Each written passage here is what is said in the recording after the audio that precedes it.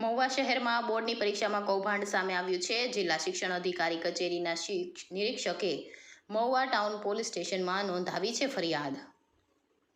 ધોરણ 12 HSCની રિપીટ પરીક્ષામાં ડમી વિદ્યાર્થી બેસાડવાનો કિસ્સો સામે આવ્યો છે, જેમાં શિક્ષક ધાર્મિક ઢાપાએ અન્ય વિદ્યાર્થી બની પરીક્ષા આપી હોવાનું ખુલ્યું છે। આ મામલે રાહુલ જીતુભાઈ શિયાળ અને ધાર્મિક ઢાપા સામે પોલીસ ફરિયાદ નોંધાઈ છે।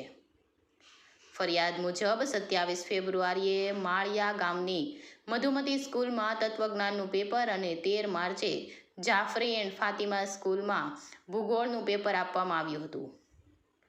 સીટ નંબર, પરીક્ષાની રસીદ, CCTV ફૂટેજ અને ડોક્યુમેન્ટની ચકાસણી બાદ સમગ્ર કૌભાંડ બહાર આવ્યું છે। ડમી ઉમેદવાર તરીકે શિક્ષકે વિદ્યાર્થીનું નામ ધારણ કરીને પરીક્ષા આપી હોવાનું સામે આવ્યું છે। પરીક્ષા આપવા માટે કોઈ નાણાકીય સોદો થયો હતો કે નહીં તે અંગે પોલીસે વધુ તપાસ હાથ ધરી છે। રિપોર્ટર ઝુબેર કાઝી, મહુવા, ભાવનગર।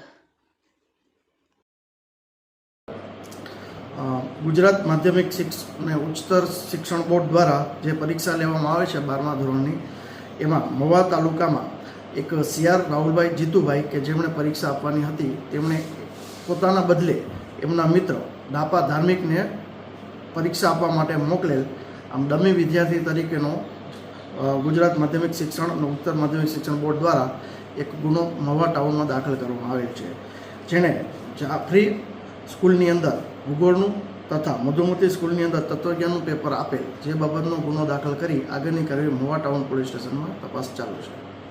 અત્યારે સાહેબ આ જે ડમી વિદ્યાર્થી છે એને કઈ રીતે તમે ધરપકડ કરશો અને શું કરશો? જે વિદ્યાર્થી ઓરિજિનલ વિદ્યાર્થી કે જેને પરીક્ષા આપવાની અને જે ડમી વિદ્યાર્થી છે તેમને નોટિસ આપી બોલાવવામાં આવશે, તેની તપાસ કરવામાં આવશે અને સ્કૂલ તરફથી કોઈ મિસમેનેજમેન્ટ થયું છે અથવા તો અન્ય કોઈ ત્યાં કોઈ મદદગારી કરી છે કે કેમ એ બાબતની તપાસ કરવામાં આવશે। અત્યારે સાહેબ આની અંદર પૈસાની લેતી દેતી થઈ હોય એવો કિસ્સો કાંઈ સામે આવ્યો છે? હજી સુધી અમારે તપાસ આગળ એટલી બધી નથી કરી કે જે તેમાં કોઈ ડિટેલમાં અમે જાણકારી આપી શકીએ। જેવી તપાસ થશે, પૂરી થશે એટલે તમને વિશેષ જાણકારી આપવામાં આવશે। સર, એક્ઝામની અંદર ફૂલ સિક્યુરિટી હોય છે, CCTVથી લઈને પોલીસ સ્ટાફ સહિતની સિક્યુરિટી હોય છતાં આટલી બધી કેમ?